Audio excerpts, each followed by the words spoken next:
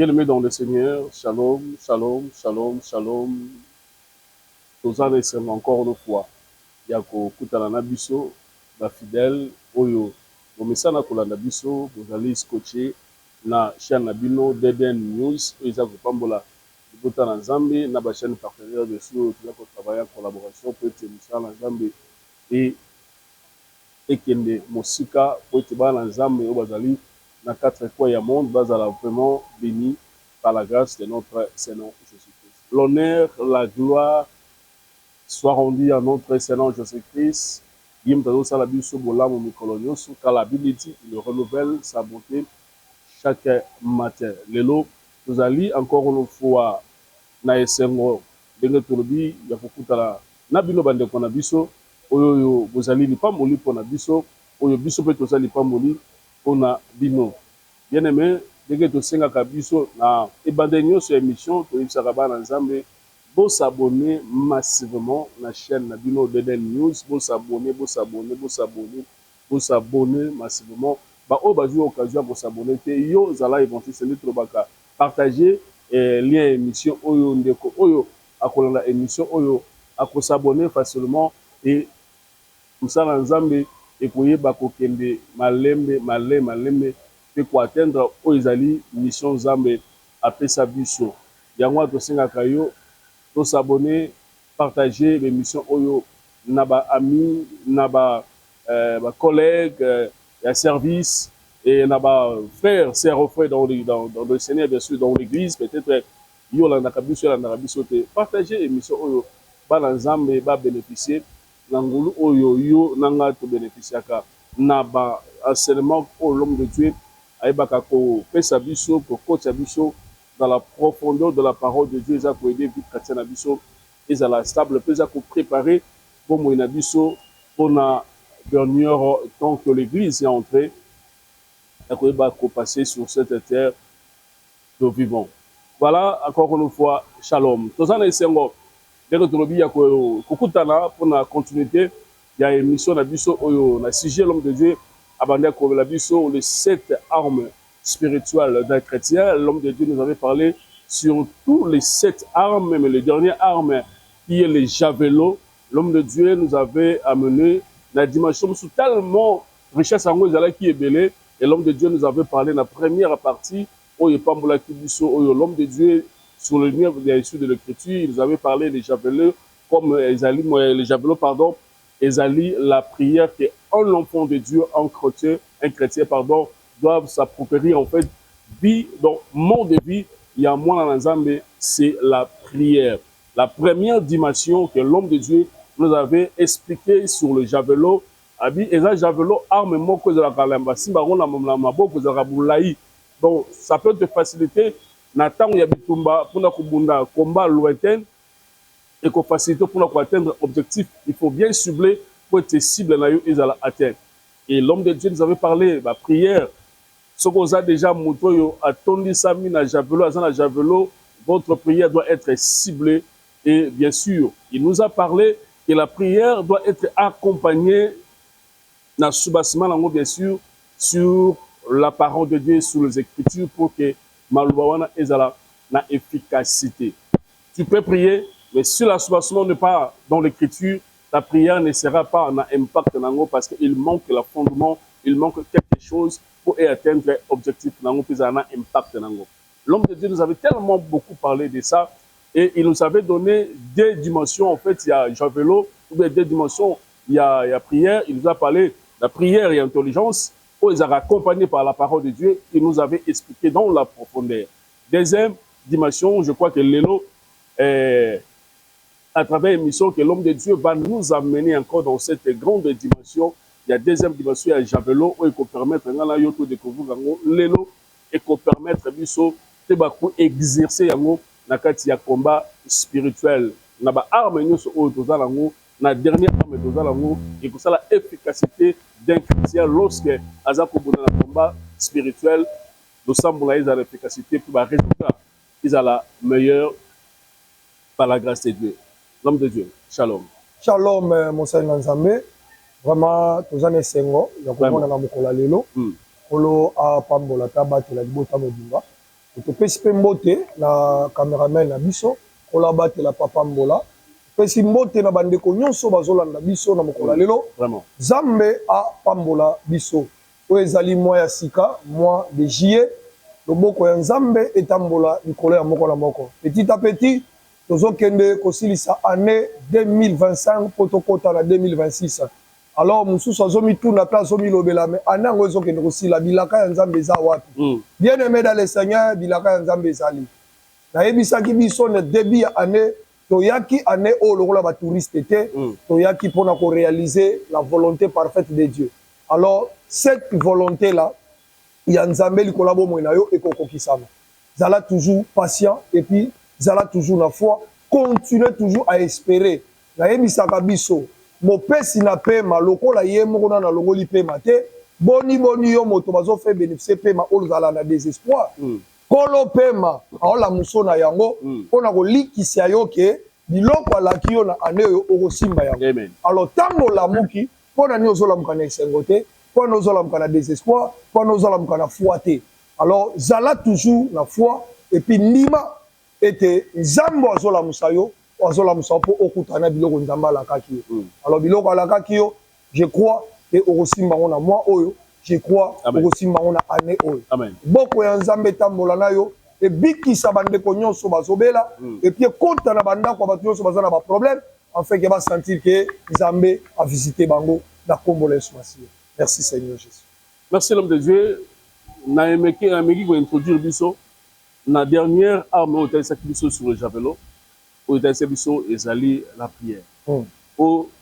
Et beaucoup de chrétiens aussi négligent l'aspect de la prière. Vous avez expliqué javelot et ça arme moko ya moulaï selon l'apôtre Paul lorsqu'il a fait ça exemple il y a arme voilà parce qu'il était soldat romain il donnait l'exemple par rapport à arme voilà et ça la moulaï tu as la facilité à lancer en vers le cible pour il faut bien cibler et tu avais expliqué que javelot et sa prière et prière voilà lorsque tu fais cette prière il faut ezala bien fixé mais sous-bassement dans la parole de Dieu dans mon impact tant que quoi atteindre pour ezali cible pour ezana impact dans nakati il y a combat spirituel. J'avais tellement béni dans la dimension, on a pris cette mission, javelot, et on dirait dans deux dimensions, il y a la prière, prière, il y a intelligence, au Moutalobaka, Azako parlait dans Mounoko Ayebeli, l'anglais, au Mounoko Ayekolaka, anglais, Tuluba, Swahili, et ainsi de suite. Mais il faut que cette prière doit être accompagnée par la parole de Dieu. Et Bananzambe, qui bénit dans la révélation, au deuxième dimension, quand il attend tellement richesse, qui est belé, peut-être aussi ça. Les autres deuxième partie, au lingi, nini, et puis ça va dans Zambé, aspect nini ami balé, il y a prière, le sous qui permettre bon dans Zambé à affronter, à lancer javelot naïe bien dans cette deuxième dimension de la prière. Merci beaucoup, mon cher Nzambe, vraiment dans un essengo, il y a Nengo expliquant vraiment très très bien. Et puis bandeko va comprendre vraiment malam nini tolobaki na partie ya liboso. Alors ndenge tolobaka pe tozoloba, c'est très important. Tozo insister na sujet oyo pona ko la musabana na Nzambe bayeba que si tu n'as pas des armes spirituelles, tu ne réussiras jamais sur cette terre. Amen. Si tu n'as pas des armes spirituelles, tu ne vaincras jamais le diable. Si tu n'as pas des armes spirituelles, la loi ya famille na bino otikalaka jamais kolonga yango. Si tu n'as pas des armes spirituelles, okolongaka jamais célibat, okolongaka jamais limitation, réclamation, olonga te. Alors ndenge tobetaka sete koloba pas des armes, pas de victoire. Celui qui n'a pas des armes ou qui ne connaît pas des armes spirituelles est semblable à celui qui veut arracher les étoiles du ciel par la main. Sans que cause à l'impossible, c'est impossible au réaliser le but pour lequel Zambatindo na serama. C'est pourquoi il faut connaître les armes spirituelles. Vraiment. En dehors, il y a qu'à connaître, il faut les utiliser. C'est-à-dire connaître comment l'utiliser. Parce que au Kogi koye ba armes tel, mais ce qu'on dit qu'on utilise en côté, on sait pas qu'il côté. Ok. Vraiment. Imaginez, ndenge ba soda na biso ke bitumba na este. Ba pesie munuki, mais ce qu'on dit qu'on utilise en côté enenya obomai. C'est-à-dire ce n'est pas seulement avoir l'arme des autres permettre oyeba na kolonga. avoir l'arme et connaître comment l'utiliser. Ok. Ou savoir comment l'utiliser. C'est-à-dire, si on a dit que ça, ils ont plus mieux pour les gars aussi. Ok. C'est-à-dire, qu'on simba mondoki, ils ont malamu. Mais ouais, les qui motuya, ils ont quoi ça les là. Yango tozo la kisabana na nzambe, baye baba arme spirituelle, ils ont nini, et puis nini basale la kayango. Ils ont très différent na obaïb sakabiso la batata pasteur l'église. Yagoyana nzete, tout geste compte. Papa, maman, ma soeur, mon frère, na combat spirituel, geste est à la place. Ok. Parce que Moutoua Kangi Kobota, non, on s'est sauvé jeté. Moutoua Kangi Libala, non, on s'est sauvé jeté. Moutoua Kangi Viabana, notre étoile Nabango, on s'est sauvé jeté. Objectif, il y a combat, on échoué si c'était terre. Alors, comment va y avoir que tout geste est au compte? Parce que Moutoua Kangi Vino, à cela qui va geste, à saluer les techniques. Par rapport à nene ba yebeli na monde na bango esprit ne ba kanga ba via ba ya ba comment yo pour que me récupérer l'étoile na yo oya na ba geste au quoi na geste té il faut yo pour la manière o eleki ya ye o utiliser ki pour yo e ba nene ya ko récupérer o eza ya yo vraiment. Alors la manière de récupérer ce qui nous appartient, il faut avoir et connaître les armes spirituelles. Ok, amen. Parce que notre combat avec le diable n'est pas physique, et spirituel. Alors, si le combat est spirituel, c'est-à-dire il y a aussi des armes qu'on utilise d'une manière spirituelle. Il faut y avoir yango, pour y avoir kolonga bitu, bitumba. Yango tozo teya. Yango tozo expliquer. Na bande ko nyonso ba ko na vidéo oyo. Zonga na ibandeli na ba vidéo na biso okuta place to bandaki na premier art. Et puis on ko rejoindre biso teska tozali. Parce que art to comme bien na suka, tozo le bela 7e arme qui est javelot. Javelot, tolobaki eza prière. Javelot, tolobaki c'est arme les plus efficaces. Oyo ezo sunga yo monguna koma pembeni na yo te bosila na partir la musika. C'est-à-dire la prière eza une efficacité moko ya kosakana te. Moto alinga vivre miracle na vie na ye sans prière on vivre miracle.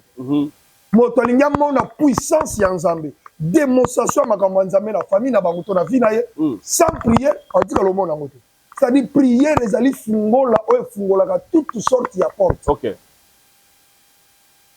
Fungola prière ezali arme oyo e kolongisa yo na ba jar nyonso ya ennemi o bakwa na vie na ye. OK. Prière eza na capacité ya kokende kokotisa yo bisika bato nyonso bakota te. Amen. Ya kokende kovandisa yo bisika bato nyonso bavanda te. Amen. Ya koliesa yo na bakonzi esika na bato balia na bakonzi te. Prière eza na capacité ya koconvaincre motema ya président de la république aluki yo na commission oyo nzambe abongisaki okoma. Amen. Prière eza na capacité ya kosimba motema ya moto abimi na lopango atikeli lopango na ye. Prière eza na capacité ya convaincre motema ya moto akitya pesa contact yo tikali na mutuka yake makolo. OK. Prière eza na capacité ya kobenda mbongo bisika eza musika eyoki voix na yo ekomi place ozali kosimbia. Amen. Alors mutu alingi prière te papa alingi miracle te alingi lipamboli te alingi vine ezala malamu te. Si cette terre nous sommes des étrangers, celle qui nous permet à vivre mieux ou bien en attendant mobali akozwa biso c'est la prière. Amen. C'est la prière. Diable a ko permettre te papa mabele na ye biso ku nde tozaka so fungo l'église aucun na communauté oza na problème na l'état. Il faut que l'état reconnaître. L'état faut reconnaître mabele na ye. Ofungo l'église na mabele na ngandenge ni. L'état zotambola na ba mesa nyonso na ba établissement nyonso ba boutique nyonso azotikela bango ticket bazopesa ba papier pour faire reconnaître bango ba yebake le sol la partie à l'état. Bon l'état kuta lo babongo tata sikoyo satan spirituellement. Et puis bato bazosala fort azala en ordre na l'état. Sinon te bakanga boutique bakangi pharmacie mais ça na eloko ne bongo akotinza. Vraiment. Alors siko soki biso na bomoto tozosala tout ya kozala en ordre na l'état. Boni tozala incapable ya kosala tout tozala en ordre na nzambe. OK. OK. Soki bato bazosala tout mpona koevite problème na l'état boni biso bana nzambe tokosala pe tout te pona koyeba ko contrecaler diable na biloko ndenge so alinga sala na bavina. Vraiment. C'est-à-dire il y a des choses même dans la nature soko omoni yango boye soki nature ezosala boye ebongo na bonzambe ezanga kosala yango. Les armes spirituelles des chrétiens, les javelots. Alors tolobaki javelot c'est la prière. À ce qui concerne la prière tolobaki prière eza deux mibale. Prière ya liboso eza prière en intelligence, ya mibale ezali prière en esprit qui est le parler en langue. OK. En dehors il y a des prières au papa. Javelot c'est sur la place où soko soyez. OK. Javelot prière. Prière ezali prière en intelligence et puis prière en esprit. Alors tolobaki prière en intelligence c'est une façon de prier dans des langues maternelles connues ou étudiées. Mais il faut tirer attention. Mais excuse, l'exaucement de cette prière est lié à la connaissance des versets bibliques. OK. Tout ce qui est de la chair, pensée, capacité humaine ne peuvent pas attirer l'attention de Dieu. OK. Et quand tirer attention à Nzambé. Oh non, parce que on a prier bien anglais. Nzamba sepeli aza séduit en anglais. Oh parce que on a prier bien en swahili. Impressionner diable na. Impressionner diable. La langue on a sambele la langue. Ou bien séduit. Ou bien Nzambe aya na prière na yo parce que osambela ki na swahili. Ndenga na linga batu basambela na swahili na okango gu. OK. Na lobiteke na lingi binoko msute ponga na mungala. Vraiment. Na zambaka. Na zambrusa. Mais na sepelaka na langue wana ya swahili. So ba osambela okango kitoko makasi. Elingi oloba te so osambeli bongo nde nzamba ye. To so osambeli na chiluba nde nzamba ye. To so osambeli na kikongo nde nzamba ye. Te nzambe akoya non pas par rapport à la langue oyo sambeleli. Makoya par rapport à soubassima ya parole oyo prononcé na monoko oyo sambeleli. OK. OK. C'est très important ba chrétien faut te comprendre. C'est-à-dire zana ba tumuso à cause azo sambela, mazo babanda na bandi sambela nzamba oyo kangate. Monoko oloba ayoka kango parce que yem toza kolo minoko.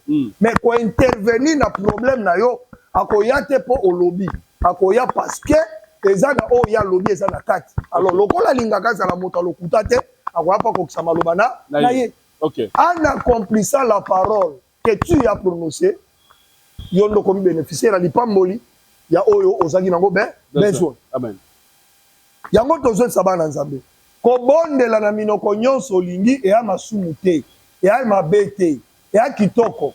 Mais il est écrit il fait zabana kati. Force ya javelot ezali na langue parlée te. Force ya javelot ezali na kati ya il est écrit. Et komama. Yango to pesa ki verset o tolobaki ya Ésaïe chapitre 43 verset 28 à 26. Parce que tolobaki que réveille ma mémoire. Plaidons ensemble. Zamba bandina na ko réveiller mémoire. La mémoire de l'Éternel ezalaka réveiller na écriture, la parole na ye. Ça yango mémoire ne kozala réveiller te. OK. Au prier en anglais, ayoki na ye. Au prier en français, ayoki nengo zo prier. Mais ko kita ko sala akoya te. OK. C'est-à-dire il faut qu'on réveille mémoire ya Nzambe na kati ya makomi na ye. Lorsque la parole est prononcée pendant moment de prière, pendant moment d'adoration, directement la mémoire de l'Éternel est la mouki. Ezana motomogo abengi ngai. Yana motomogo ala musinga. Yana motomogo a touché ngai. Ezana motomogo a simbi sensibilité ngai. Alors nakoma éveillé natala alingini. Lorsque mutozo continue na prière, azo continue na il est écrit Nzambe akoya ko intervenir na likambo na ye. Alors Nzamba ya kande to choloba kwa bima lukuta te. OK. Naza mwana moto te, naza pe moto te. Pona kosa to pe na wangana. Alors lokola na wangana kate na kosa kate et loko mwana mobali oyo. Mwasi oyo, papa oyo, maman, sœur to frère wa choloba ezaya solo ngam tuna lo na loba. Alors na kende ko na sa na sala. OK. OK. Donc bénéfice ya ko prier na lingala na français na kikongo na swahili na minoko nyonso ezali ka so mutu azotia soubassement ya parole de Dieu. Bénéfice na ngwa. OK. Soki soubassement ya parole ezate au côté na komona bénéfice ya prière na yo te yango tozobisa basali na Nzambe o baolanda biso. Komema bana na Nzambe na prière eza mabe te eza malamu. Kotindika bango ba prière eza mabe te eza malamu. Mais lakisaka bango na ba prière na bango bachaka makomi na Nzambe bango na Nzambe zanga na kati. Nzamba koya po ba osambela te. Po ba sambela ka mingi. Bana Nzambe bele ba yebelo kwana te. Enseignement papa. Enseignement. Yango nalandaki apôtre Léopold Mutombo. Nalandaki azoba l'église d'aujourd'hui eloko ebomi yango parce que tout baye na bango kosopa na ministère prophétique. Alors les apôtres qui devaient être censés ya ko restaurer l'église, ya ko tia ba base, ba fondation pour être église et bougete bazonga si. Ba changer doctrine. Balandi na bango pe bango sur le ministère prophétique parce que bamoni kuna zo foot. Or que l'église est vendue na kata ministère prophétique té. A dit il faut les apôtres batelema bazongela makomi bazongela kocha baba afin que mu pepe ya ministère prophétique zo mema oyo et bouger église. Vraiment. Église ça bouger papa. Vraiment. Ba jeune prophète ba bimé belé to boité to s'opposer contre bangote et ba ventiler pe ba zébélé. To telemeli bangote mais baza na manque ya connaissance. OK. Baza na carence ya écriture. Alors ceux qui foule landi bango pour la bisakoli. Foule goyeba makambo nzambe ndenge ni parce que yé moko pa yeba makambo nzambe te. On donne ce qu'on a. Yango moni makambo to loboyo na mtuno tuni. Église ya bana na nzambe lelo eza na kata problème. Eza na kata problème. Et puis la plupart des serviteurs de Dieu, balaxi ba na nzambe beaucoup plus ka ba besoin na bango. OK. Les intérêts de nzambe ça vraiment. Alors soki mutu aye bien intérêt en nzambe te. Ndako yeba makomi ya nzambe. Po ya landi nzambe po pasteur azo se baba lisaka. Et pas so to botsaka, to sala ka boye. Nzamba pesa boye. Même matin à la sali des âmes na carte d'église lelo exactement. Vraiment. Vraiment. Eze souté. Même au moment où tu as un papier d'évangélisation, tu as ça. Au moment où tu as une église, tu as une prière en macasse. Tu as témoigner miracle, tu as une balle, tu as une bota. Et pas du tout, tu as voyager. Tu as dit, frère rebelle, tu as un papier. Tu as jeté. Tu as un bon commerce. Tu as une bonne activité. Est-ce que c'est ça l'évangile que Christ nous a donné, Christ nous a laissé? Vraiment. Vraiment. Alors, nous avons c'est pourquoi nous enseignons même pendant modération. Tu ne peux pas, il y a comme ma vision de modération, sans soubassement, il y a parole de Dieu dans la carte. OK. Ozo kambabiso na prière, pour Nzambasa et la biso. Quel est le soubassement ozo pesa? Pour ben dans Nzambe, biso batutoye l'église, to soit réponse. Yango ba modérateur, et pas dans tous les modérateurs. Au modéré biso to bandika comme na soko sisi sans soubassement ya parole de Dieu exact. Il faut ça. OK. Il faut ça. Ndamo konde to kamba na ba prière na pesa sujet depuis na zo bisayo il faut s'amela et puis il faut s'amela na verset biblique. OK. C'est vraiment important. Ngai na za na réponse no peut sauter. Ndape na leloko na osala na vie na ote. Muto ko sala eloko na vie na yo, muto ko pesa réponse. Nzambe biso so to ko sangelela. Alors Nzambe wana ana ba principe na ye o esenge na la kisa batu po batu basa afin que biso nyonso na batu to ko Nzambe to pamwa. Comme na loboko na Nzambe. Alors la manière ya ko sala ete batu pamwa loboko na Nzambe, nde yango tozo kisa batu. Olingo prier en français, c'est très bien prier. Olingo prier en anglais, c'est très bien prier. Olingo prier en swahili, c'est très bien. Mais soubassement la parole de Dieu fait ça na kati. Amen. So exact. Yo mondo mon avenir no ndengeza. Balobi na biso boy. Lorsque nous prions avec intelligence, soyez court et précis. OK. C'est-à-dire, au sambela, ils ont une forme. Forme à liboso, Oko sambela 2h, 3h, 4h du temps. C'est-à-dire il faut charger batterie spirituelle non mini. Parce que oyebi trajet aux autres kendete. Oyebi distance à trajet aux autres la terre. Alors il faut batterie et la charger. Okay. C'est-à-dire un chrétien, il faut soit temper mingi na prier. Vraiment. Mais na temps aux autres kawana, faut zala na ba précision. OK. Donc on sambela bisambela te. On a ça à 2h du temps na prière. Mais au prière ndeni. Là, ça à 3h du temps à prière. Toyoki, on ça à 3h du temps à prière, ça n'a pas de problème. Au prière en ligne. Alors, forme Moussoussou, il faut qu'on appelle court la prière, mais précision, il fait ça. OK. C'est-à-dire, au lieu de prier, au yebi makambo lieu côté lango prier. Et puis, au yebi nenge au lieu de prier. Et puis, aux zana maloba, aux autres loba par rapport, il y a nenge, aux autres lukanzama répondre. Amen. OK. C'est-à-dire, aux accords, nous avons précis. C'est-à-dire, nous avons vanda, ayoki yo 45 minutes à prier, au tongi même fois, il y a mouton qui permet la prière. OK. Il est écrit dans ta parole. Il est écrit dans ta parole. Zambe ya lola, otikali zambe, oza monene. Il est écrit dans ta parole. Il est écrit, c'est-à-dire, mouton moussa qu'on vanda pembe, aoki lengi, ya ko sambe la ikotiye, par rapport, il y a nengo zo prier. Tant que zo amen, au clôturer prier, oki, na yo moko ki pédiqué, de kotikati na yo, na yo moko sentir penage na outi na kata profondeur. Et puis même na batu bako za pembe no bayo ki babité, mouton auto sambe. Amen. Vraiment. Parce que tu as employé des mots, o esengeli, na ba place o esengeli, na likambo esengeli. Donc, Dieu nous a déjà a préparé que le Congo déjà chaque prière, il y a un soubassement, il y a prière. Proverbe chapitre 22, verset 17 à 21. À votre temps, aussi c'est locaux. Babi, soyez court et précis. Choisissez les versets selon les Écritures. Donc, rappelez sa mémoire avec ses propres paroles.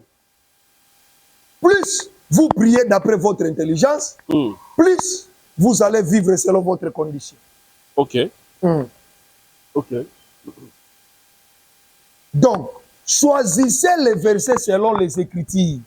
Pour n'aba verset qu'on a dit ça mana et komama. OK. Donc, rappelez sa mémoire avec ses propres paroles. Rappelez mémoire yanzambe na maloba na ye moko ya loba. OK. Toloba ki on émission et comme Isaka est faible. Ye azali juge ya lito imoko. A côté la ka ba o ya ye. Alors pour côté la yo réveiller mémoire na ye. OK. So réveiller en côté à côté l'autre. Batu bako sambisa yo, bako funda yo. Oko balate, oko botate, oko zombongo te, oko pambwa te, yo na famille na bino basala boko mona bolamu te, men zambe ya bombo inakata jijima wana, banguna na yo, ba usufuka ke bazwika mafuta basopili kola mutuna na yo. Toloba kiango. Pourquoi? Parce que mémoire les a réveillés, et puis lorsque la mémoire de Dieu les a réveillés, ba o nyo soyez ba toujours innocent devant ma adversaire. Amen. Obima innocent. Ya sa kufelo na egologota mutu moko akoya ko kizo azata. Ya sa memanyo so ona ekulusu. Mutu moko akoya ko sambisa ona place na ya azati. Okobima innocent. Soki osali bongo te. O prier kaka na intelligence. Sans qu'on réveille mémoire ya Nzambe. Sans qu'on kangaye na ba propre parole na yemoko. Oko vivre vie na yo selon votre condition. C'est-à-dire condition ou changer tout. Ozaka wana libale yate. Ozaka wana musale yate. Ozaka wana oza 20 ans, 25 ans, 30 ans d'église, on a la même condition. OK. OK. Même condition. Il y a un moment où tu me souviens de la carte d'église, la vie a changé. Azale dam sundo kite. Azala betam sute go maman onde banda to banda vie de changer. Oh il faut azala misala mabe. Ah misala mabe te. Azo vivre selon sa condition. Par rapport il y a ndenge à vivre pendant moment de prier. Vraiment. Vous en avez soubassement. Ayebi ndenge au sel. Azana javelot na ayebi ndenge à utiliser ngo. Alors ba ennemi bazo koma tout près, ba bête ya sosoka. Ba bundisa sosoka, mais javelot na maboko, o aussi ça ba na musi. Na musika. OK. Azaka bonga zo veloka mais c'est tout le monde. Madame tout le monde. Ok, ça me tout le monde. Toute chose qu'on courbe les 5e verset. On a verset chrétien. Nous allons sur Maramoué si matin. Aux fautes. Voilà. Aux corromplir en fait les critères aux cinq dans la combat spiritualité. Verset de comme déjà argument à biso. Ba chrétien belé bazande moi. C'est-à-dire là ça m'a verset oyo et quoi accompagner na moment où vivre selon sa condition. OK. Et ça, la version est colongolais selon sa condition et comme ici, Nengen Zamba Bombisa Yazala. Tout ça pourquoi? Parce qu'à ça, la Javelo, mais il dit que c'est là. OK. La prière, papa, il faut oyer, papa, il faut oyer Bosambela. Vraiment. Il faut oyer Bosambela. Il y a un bon de la bassin dans Zambé. Tout la qui s'abandonne dans Zambé, Nenga Bosambela. La qui s'abango. Baye koliba tuna ki Yesu la kisa sonne ka ça Jésus la kisa ki bango avec beaucoup d'humilité, beaucoup de simplicité. Notre Père qui est aussi. Ala kisa bango na pété. La kisa bana na yo ndenge ni basambela ka. Kotika ba basambela va qui va quitter. Kotika ba otendo lo ba ale toke peka maboko ya te. La kisa bango ba priya ndenge mini. Ngaza kata msu papa mutoko benga papa nana problème ne bobeto benga kabino to sambela nana ba problème na tuna ka problème ni nozana. Oh papa problème na ngeza boy nga OK. Papa na fungoli Bible. Problème tel verset tel, problème tel verset tel, problème tel verset tel, problème tel verset tel. Na juna tindeli. Na si omoni problème expliquer nga tala ba verset ko accompagner pendant moment ya prière yango. Méditer yango. Oh yo ko kanga ko comprendre. Commissaire en forme non ya compris nzamba ko intervenir na likamunali. OK na sala matubongo. OK jamais bandeko ba olanda nga bayedi o ba benga nga bayedi jamais na ko zo téléphone papa bondela pona na problème na zuka mamo au nom puissant de Jésus j'ai déclaré non déclaré ni likamo mtuno na yedi yango et bela basanze basala ndenge vraiment na zo condamné odika neo bandolo bana molimo zo sanga na condamner lokwa lukuta.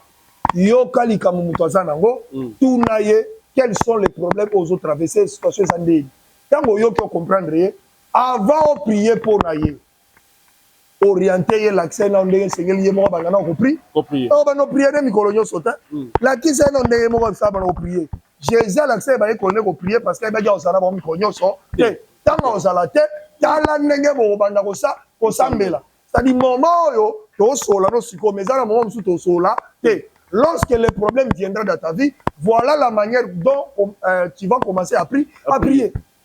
Pessier va verset biblique, où est lié dans la situation. OK. Au motivé, au laki sendene sengela banda osa, osa. Au tournier, so va za journée à libre. Au te dans jour tel libre. OK. Quand tu as prié, bonde la makabo. C'est comme 18h au fungoli jeune na yo, au benga to bonde. Tant au bonde la, nazo bonde la à rapport. Il y a likambo ebisa kinga et puis nazo accompagner prière na ngai na ba verset biblique on appelle ça qui est. OK. Pour être nzamba kota likambo na ye et fait que azo réponse na problème na ye. OK. Mamsu to tikala na bango bakota ka prière na biso ya lundi ya mercredi ya vendredi na WhatsApp par rapport à biloko wana. OK. Là ça va tout comment prier. Donc ceux qui motazo prier en intelligence ça soubassement acha na mutu na ye à vivre toujours selon sa condition. Venez échanger. Tant que la mission verset au Pessah. Proverbe chapitre 22, verset 17 à 21. La taille mal ensemble. Amen. Prête l'oreille. Et écoutez les paroles des sages. Yoka maloba ya bwanya. Applique ton cœur à ma science. Tia motema na yo na oyo o ngana lobi. Car il est bon que tu le gardes au-dedans de toi. Abi eza malamu o bomba yango kati na yo. Nzambe mutazo loba. Tia matoi na yo. Prête l'oreille. Et écoute les paroles des sages. Sage ezana. Nzambe. C'est lui le sage. OK. Yango Bible zoba celui qui fréquente les sages devient devient sage. C'est-à-dire muto akutana na boto mayele akomaka maye, muto akutana na moto ya bwanya akomaka muto la bwa. Les sages na biso eza Nzambe. Jésus-Christ de Nazareth. OK. Abi yoka maloba ya bwanya. Applique ton cœur à ma science. Na boyebi na ngai nde motema no ezala wana. Car il est bon que tu la gardes au-dedans de toi. Obomba yango katina na yo. Et qu'elle soit toute présente si te lève. Si te lève. Awa. Na bibebu na yo. Na bibebu na yo. Ezala katango nyonso. Pona nini? Parce que loko mo ekoyo bwakika paf mamonga pe na koti na longo leloko. Bitumba mo ekoyo bwakika paf na pe na koti mamonga longo bitumba wana. C'est très important de bien aimer dans le Seigneur. Ozala na makomi ya Nzambe vanda kati na yo. Ozala connaissance à parole de Dieu. Il est écrit, il fait vivre la kati na yo. Chaque problème, chaque situation eza na maloba na yango ekomama. Il faut ezala na lolemo na yo. So ezala lolemo na yo te. O sutuka adversaire comme l'opé, pembe. OK papa. 19. Enfin que ta confiance repose sur l'Éternel. Et comme ça, la confiance n'a se reposer pas yanza. C'est-à-dire à chaque fois, on va prononcer parole yanzambo et pas na ba lèvre na yo. Nzamba ko banda ko intervenir quand na ba problème yo so comme là. Quand ko banda ko intervenir yo so ko tia confiance c'est pas là. Nzambe. Je t'instruire aujourd'hui. Nazo instruire yo lelo. Oui, toi. Yo, nazo instruire yo. N'ai-je pas déjà pour toi mis par écrit des conseils et des réflexions? Conseils na ba réflexion. OK. C'est-à-dire moto même pas comme on a dimension pour résoudre sur vie na ye. Zambal dia chele déjà na makomi. Donc nous faisons déjà. C'est-à-dire même si on nyoba na ko réfléchir pour na bana na lobi ya bana na yo. Zonga na Bible ko kuta. Par écrit des conseils. Nasi na chela ba conseil. Donc conseil ya malamu ya monene o motoko ko gendo ko luka. Abanda no ko consulter parole de Dieu. O kuta na kati. OK. O ngala vie na ngala na kuta na bato malamu ba conseiller ngate. Ya. Est-ce so kuta na Biblia? OK. Conseil ya malamu ezawa. Conseiller ya malamu eza Nzambe. Mais akomela biso ngo na kata Biblia na ye. Et si ga o ko banda ko se retrouver. Ba réflexion, ba conseil, atie la biso. OK. OK. Pour t'enseigner des choses sûres. Pona ko enseigner biso makambo eza solo. Des paroles vraies. Maloba ya lokuta te. Afin que tu répondes par des paroles vraies. Et ko banda ko permettre oya nolaka na maloba ya solo. À celui qui t'envoie. Na moto atindi yo. C'est-à-dire maloba ya solo ezali. Oye komanda ko permettre o répondre ka yango. En faisant cela, l'Éternel viendra te secourir. À te secourant et qu'on permettre aux la confiance et pas na. Donc parole vraie, c'est la parole. Donc la seule parole vraie, c'est la parole. C'est la parole de Dieu. Parole pure. OK. Parole de Dieu. La parole vraie.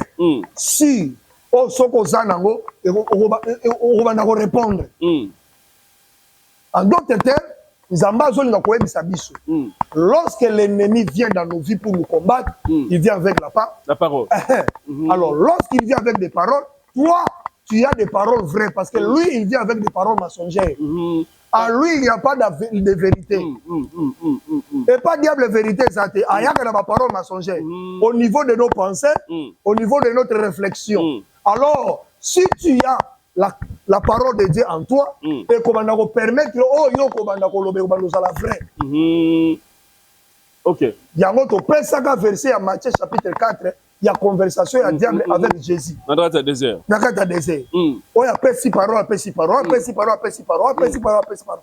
Oh, il y a diable, malgré Zalaki écrit, mais Zalaki n'a qu'à qu'il n'a pas mensonge Zalaki. C'est-à-dire, diable, quand il a la parole, les hommes, ils m'ont vrai. Mais ça vrai parce que ailleurs ils sont utilisés le côté bon minaka le côté bon minaka so sale là où il a récupéré les pièges à Chelio alors il y a Nzambe et ça vrai pour ça la vraie au prononcer d'une manière véridique et ça n'a pas fait il faut ça la naya nayango Sozana yango te koloba n'importe quoi. Yango toloba qui na prière à l'intelligence. Si tu connais la parole, donc les versets bibliques, pronosaka yango ndenge correctement. Soko yebi ko prononcer correctement te, oyebi kaka Matthieu nde tolobi Proverbe chapitre 22, 17 à 21. Soko prononcer yango bongo. Et que pendant moment ya prière, le Saint-Esprit, le Paraclet qui connaît notre faiblesse, il connaît et il comprend directement cette parole. Ce qui est vrai, est lié, il y a problème, il y a sur réponse. Ok. Ok.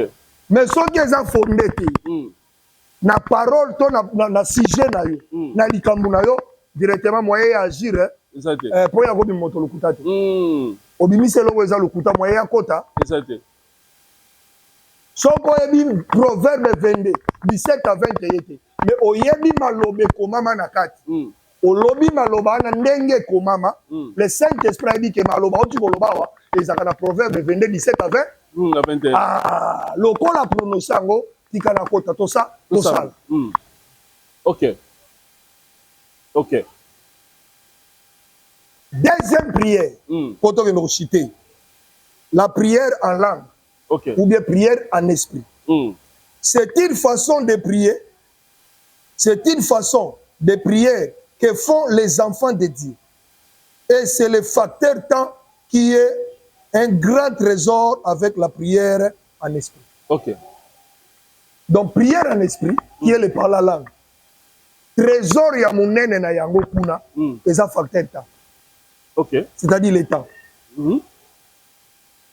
Moto musa kotuna comment 1 Corinthiens chapitre 14 verset 18.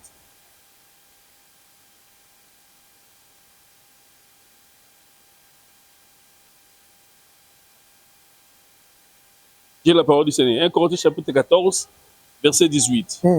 Je rends grâce à Dieu. Je rends grâce à Dieu. Mto aloba na Thomas Paul. Abi nazotonda Nzambe. Ponani.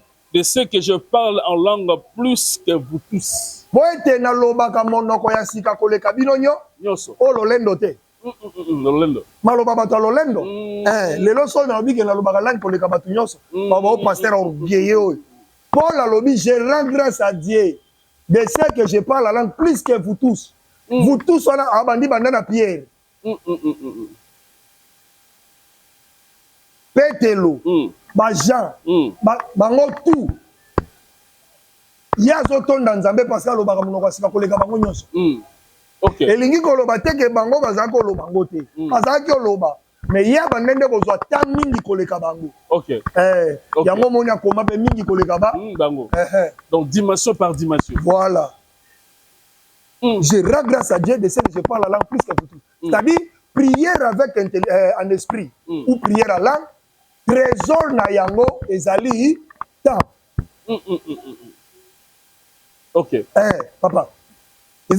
Nga betakata 2 heures bitano parler la langue. Ok. Shemandara kabos kante hikaba shandara baba.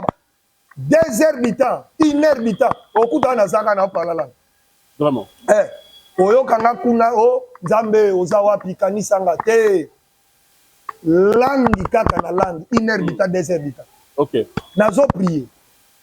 À langue. Yango nde ezali javelo oyo eza na nguya pe na makasi koleka. OK. Parmi les 2 dimensions il y a prière. Prière avec intelligence eza bien so eza na soubassement. Eza risque so ki soubassement eza te. OK. Mais prière avec intelligence qui est prière avec esprit qui est le par la langue awa ezo senga soubassement te. OK. Avantage na yango oyo. Yango biso tokima awa. Tovandisama awa. Parce que verset kokima, parole kokima, mais awa, c'est le Saint-Esprit qui me comprend. C'est le Saint-Esprit qui connaît ce que je dis, ce que je parle, ce que j'ai besoin. Parce que le Saint-Esprit, comme il connaît la pensée de l'Éternel, son auteur, sa profondeur, il connaît aussi ma pensée, auteur et profondeur na yango. OK. OK. Alors, quand j'ai pris à langue, le Saint-Esprit a yébi. Quand j'ai pris à langue, le Saint-Esprit comprend. Quand j'ai pris à langue, le Saint-Esprit sait il connaît ce que je suis en train de dire. Ok. C'est lui l'excellent interprète auprès du Père. Ok. Papa muto azoloba boye, likamune eza boye parce que asondaka ba pensée na biso. Akotaka ti na profondeur ya kati na biso au niveau de notre esprit. Ayebi déjà au niveau de mon esprit, naza na besoin likambu songolo, na li besoin likambu pakala. Alors nazoloba na langage inconnu pour monde à ténèbres na déchiffrer ayoka te. Seul Dieu ayoka makambo nazolo. Ok. Papa, eza munoko ya kitoko o nzamba tiela biso po tozala tête à tête na ye. Sans intermédiaire. Sans que diable na monde na mobimba kuna ba yoka ba comprendre. Yango moni et yana ba pasteur ebele ba hotelemela par la langue. Papa boza ba envoyer du diable. Ok. Ok. Ou soit boza ba ignorant. Ok.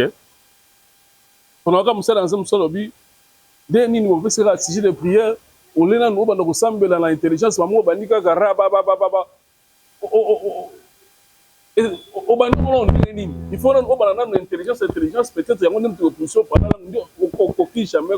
Je sais que dans ma mission d'autres collègues, tu avais eu le temps de parler vraiment sur la profondeur, de parler à l'âge. Mais comme dans la deuxième dimension de la prière, il y a Javelot, on met un peu côté ça sous balance parce qu'il y a d'autres serviteurs de Dieu, j'avais rendu grâce à Dieu, qui m'aurait montré dans Zambé, alors lui parler à langue, c'est la troisième arme spirituelle et anakiye pamususu baboyaka ngo balingaka ngo te ndeni yo mwana nzambe sujet de prière bapesi yango na intelligence bali ko prier alangi ndenge nini place importance nango na combat spirituel ndenge otalisi biso pote bana mususu bakopa parce que bana basala ba 6 heures de pause wana amona on dirait ko prendre la on dirait makelele j'avais encore dans l'année mwana moko abi oyo eloko ekamusaki ngai bazala na priere ya aline na bandeko moko abi ntango kaka tobandi kosambela na moni bato mosu akosambela kopriere langue epesi nga kanda na bimi na ngai na mondi baosala baje otina ye te aza nde enseigné te tata paster na bango mpe ayebi yango te mpe enseigné ye te bayebi puissance oyo ebombami na kati te le parler à langue papa a une grande puissance ebetaka bamama na bakake na batonnerre na monde à ténèbres. Ok. C'est le seul arme oyo diable abangaka makasi koleka par la langue ezate. Et puis diable azosala tout pour étouffer batu yango basambela te bazala bloqué en intelligence pour yokaka et puis azala makasa ko compliquer ma vie. Pas compliquer ma vie. Mais à son combattre les parler langue nanzela ba faux serviteur na bato baza enseigné na la nepe pasteur musa sera limité alongo azake pa pasteur Moïse Mbié sibo alongo asalo ya église basala pe débat na évangéliste Roger Bab na landa azo apekisi même pendant moment ya modération modérateur na église encore parler langue. OK encore parler langue. Ce sont des personnes oyo bayebi puissance et efficacité par la langue. Bayebi vraiment papa na pesi sujet de prière bato bandi ko prier nga modérateur na ko kotana na dimension là. OK Na koti mareka bosha mandeka ya boshanda parce qu'à ce moment là chacun est en train de prier son Dieu dans sa façon, dans la manière où il connaît, il comprend Dieu. Alors, vous avez un modérateur, n'a pas sa prière, n'a prié à la langue, n'a prié bien, bâton sur bazo prier. Nandé. Toye wana po biso son zambase la biso. N'a pas non modéré pour zambase là, ngai. Donc plutôt deuxième arme, qui est le parler la langue. Yango ndeza makasi koleka. Yango Bible so bana 1 Corinthiens chapitre 14 verset 2 elobimi. En effet, celui qui parle la langue ne parle pas aux hommes, mais à Dieu. Car personne ne le comprend. Et c'est un esprit qui dit des mystères. Alors, nous avons prié dans Ngaï. Nous avons interprété dans Ngaï. Mamsou baza kota kasa komi na Kinshasa. Oh, ceux qui nous interprètent à Zate, il faut kanga. Papa, eza prière. OK. Na kata prière, nous avons interprété ya comment. OK. Na zomi tonga nga moko. Otoro baka oiko dume construire une maison. Nazomi tonga. Alors, yo, il faut interpréter ça. Interprète ça comme on na prière on va nazo tonga na kunanga. Interprète ça. Parce que Tolobaki, en ce qui concerne le parler là, il y a le parler là comme message, comme prière, comme office du ministère. Alors, on a eu ce qu'on a la prière en langue comme prière. Interprète quoi qu'on nini. Naza na guerre, na ennemi, na famille, na ba loi, na kindoki, na batu, naza na guerre. Alors, nazo prier, nazo boire kachafelo na ngai na dimension ya esprit. Na luka na interpréter aya na sens ni. Tout ça parce que batu bali ko apprendre té. Okay. Et puis batu baza ignora la dimension ya o etali le parler en langue. Bible lo biboy. Ba musuba lo baka soko zo prier en langue. Interprète azate fanda kimia kanga munoko. Tout ça pourquoi? Parce que balinga kotanga la Bible mobimba nango te. Batanga place au intérêt na bango ezali, place au bénéfice na bango ezali. Tozo suki ça. 1 Corinthiens 14 28. 1 Corinthiens chapitre 14 verset 28. La Bible dit ceci: il n'y a point d'interprète. Maintenant on a 27 hein, pour toi comprendre. 27. En est-il qui parle en langue, que 2 ou 3 ou plus parlent, chacun à son tour, et que quelqu'un interprète. Wana eza na dimension ya parler langue comme message. OK. C'est-à-dire so ba parler langue bazolo bebele, so que comme na moment ya message. Ba koki ko pesa 3 personnes message na mbala moko te. Il faut moko d'interprète à soit interpréter. OK. Mais ce qui est nango na dimension ya prière, ya message te, ba cause à la tête glisse mobimba ba prière. OK. OK. 28. 28. La Bible dit ceci. S'il n'y a point d'interprète, ce qui interprète à Zate, qu'on se taise dans l'église et qu'on parle à soi-même et à Dieu. Okay. 1 Corinthiens 14 d. C'est-à-dire, bango siko basuka ko se taise. C'est-à-dire, ce qui interprète à Zate, tant bozo prier à langue. C'est-à-dire, tant que mataka reka bo chamane rababa, okuna pas, selon tata pasteur, il faut interpréter ça. OK. Ce qui interprète à Zate, Bible dit, il se taise dans l'assemblée. C'est-à-dire, qui n'est pas dans la carte ya itonga. Moto siko abondela na kati na ye moko. Ezonga lwa zo sambela nanza. Donc c'est-à-dire, okoki jamais ko ebisa moto oyo azaki ko prier langue akata to atika. Ko interpréter Zate to interprétation limitée.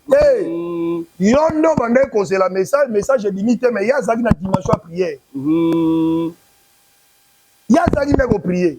OK. Loko l'interprète à Zate et zongi ndenge 1 Corinthiens 14 comme prière en esprit. Azo prier yemoko nanzambe. OK.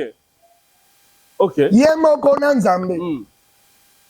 C'est-à-dire message Zate, message limité, interprète à Zate pour interpréter message et za prière entre ye nanzambe. Kokota likambwana te, kopekisa pe te, kokanga pe batu te. Tout le monde a droit de prier en langue. Maman nangai, tozo clôturer, oko tuna basala kandenge ni pona ko prier en langue. C'est simple. Bible lobby à celui qui a soif, aya. Le fleuve d'eau vive couleront de son sein. C'est-à-dire eloko nyonso babandaka. Par la langue baye ko lisango moto te do dada. Di. Baye ko lisango moto te. So ça na soif na yango. Banda yango ndenge ko bandela. Le Saint-Esprit viendra t'accompagner. OK. Moi, nous avons besoin de tambola. Nous avons besoin de téléma. Nous avons téléma, olia soso, téléma. Ce qui pense ça, on est ça. Au téléma. Malgré pas qu'on voit un pas, 2 pas. Lobby 2 pas, 3 pas. Lobby on a 5 pas, 6 pas. Qui a ici? Ma maman dit non pas aux alamala. Bolambe la rappelle bango soso. Mais les anzembo ça la mi pona ko motiver moi na. Poka moi na téléma.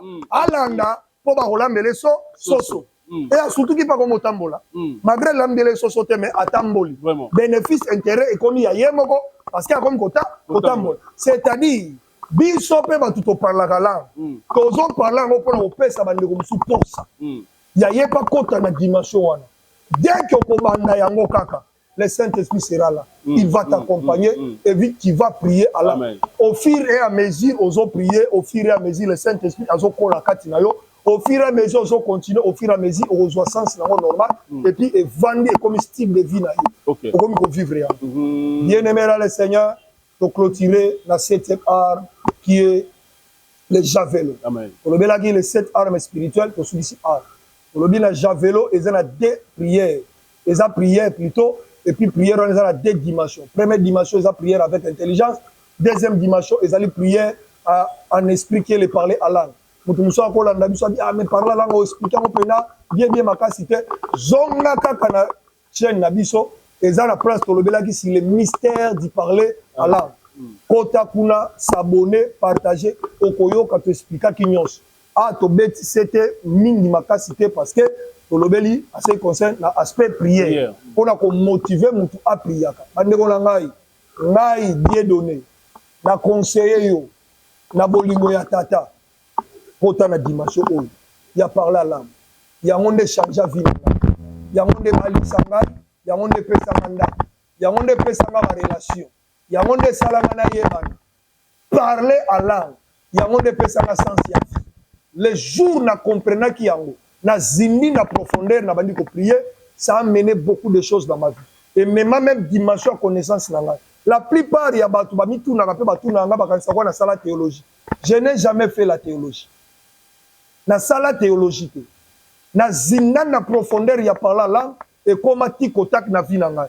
Dès que na ko fungola la parole de Dieu qui est la parole la Bible qui est la parole de Dieu, le Saint-Esprit enseigne kanga na manière na ye na forme na ye. Après ça n'a pas connaissance na forme na manière na ye. Et puis son abani côté les gens sont étonnés, les gens sont épatés en sachant que na kota so na kota courte, na zo théologie. Le seul endroit où on a le cap pour na sa connaissance na on a zaki nango, les à na université de la foi chrétienne et puis évangéliste Roger Bach. À part wana na place sous na zo formation té. Na zana théologie moko na sala té. O e booster esprit na ngai et quand on a dimension likolo peut comprendre makambo na Nzambe, c'est les prières en esprit qui est le parler en langue. Et sengi ba verset et sengi ba référence te. Kuneze senga facteur ta. Zoatan 1 heure du temps pour parler en langue. 2 heures du temps pour parler en langue, au moins va donner à vie non ndenge changer. Polo apambola biso. Merci l'homme de Dieu pour la disponibilité, merci l'homme de Dieu pour la richesse. Yamaloba na Nzambe oyo. Ils ont pambola biso, ils ont changé en fait notre dimension ya foi, ils ont changé notre dimension ya vie chrétienne, ils ont aider biso, il y a pour continuer, il y a conseil à Nzambe avec foi, persévérance et qui nous amène dans une autre dimension ya makamu na Nzambe. Zambalola a pambola l'homme de Dieu azongsa ebele esika yango ebimi. Voilà, donc comme na suka il y a les sommes monene où l'homme de Dieu en est biso sur les 7 armes spirituelles d'un chrétien. L'homme de Dieu nous a parlé arme par arme, tous les 7 armes. Au moins l'ensemble et sengeli a approprié nango, azala nango, pour faire face na combat spirituel où ils allaient peur mon nom na bomoi na biso. Bien aimé, ce qu'on a dit biso lelo, donc on a mission lundi. L'homme de Dieu a expliqué arme sur arme, importance, na impact nango, na rôle nango, et jouaka na kati ya combat spirituel. Et l'homme de Dieu a terrir na biso na arme ya suka et na deux grandes dimensions, il y a prière, prière intelligence, na prière à langue. C'est deux grandes dimensions et il nous a conseillé la prière de parler à langue. Et ça, prière efficace. Le but est que prière intelligence efficacité. Prière intelligence, nous a insisté, et ça efficacité, ce qu'ils ont accompagné dans la parole de Dieu, le verset où ils ont accompagné. Mais dans une autre dimension, c'est parler à langue. C'est quand il suffit seulement de le désirer, comme l'homme de Dieu a dit. Ce qu'on désirait, cela va commencer à couler, et comment monde devient et pour impacter la vie spirituelle et pour impacter la vie physique. Voilà le témoignage que Dieu a dit. Impactant et impactant ministère et impactant même la dimension de la connaissance. Non, que Dieu vous bénisse. Ceux qui omettent Makambo en pratique, voilà ce que le Saint-Esprit est capable. Il y a que ça là, la vie na yo, et vie na yo, et que vous allez transformer, et vous allez changer, et victoire et ensemble, et que bandaka, que vous allez permanent, la vie na yo, chaque édition na souka, pour na lelo, les volets bénéficier de la grâce, peut-être un conseil, des orientations, pour bakokaki que vous allez pour ça l'amour, pour que ça ronde. Merci bango, merci. Bandeko nyonso, bo s'abonner, bo partager, et vous allez malade mingi. Merci bandeko maombi. Bandeko nyonso baombi administrateur nyonso mbote mingi na otanga bakombo penza nyonso ezate pour on attend pour la pambola tout l'administrateur ya groupe maombi et puis pambola bandeko ba mama ba serviteur ba servant de Dieu o bazana maombi zamba pambola bino ndenge bozo s'abonner ndenge bozo partager émission vraiment zamba pambola bino bola mwanzambe ezala likona bino amen pona bandeko nyonso olingo benga biso ozwa biso pona conseil pona prière. Numéro d'habitude est plus 243 81 06 33 180. Plus 243 81 06 33 180. Benga Erinoso. So Zubisote peut-être courant. Comment message na yo, tinda voice na yo, tant que vous en ligne, to solo là, to bengana, et puis Jésus-Christ vous a glorifié. Bien aimé, communiquer sur les agas qui tozo qui depuis petit à petit, la fin de l'année, programme nabiso auto za la galango pour nous la veuve, orphelin, bongamaka déjà. Bon, ça va déjà budget na yo et lamba banda ko bongisaka sapatu moi ni so po mono tinda déjà avant au tinda soit t'es pas évangéliste Félix soit t'es pas langa et comme ezala mbongo ezala ba sapatu ezala bilamba tindela biso yango to kanga kango déjà to bongisaka so ke belé to ko ta de orphelina ta trop orphelina et aux amalab to ça la descente beaucoup plus le 25 décembre na le 31 alors so qui to zui avant to genda le 25 so to zui pe retard dans le 31, on a tiré la bana va fêter dans le premier. Ça là, action de grâce la bana, religion pure et sans tâche et pas nzambe, et ça qu'on consiste qu'on rotala, orphelin na bavé. Alors et aux alamalam kolo avec ba pambola. Kolo pambola biso.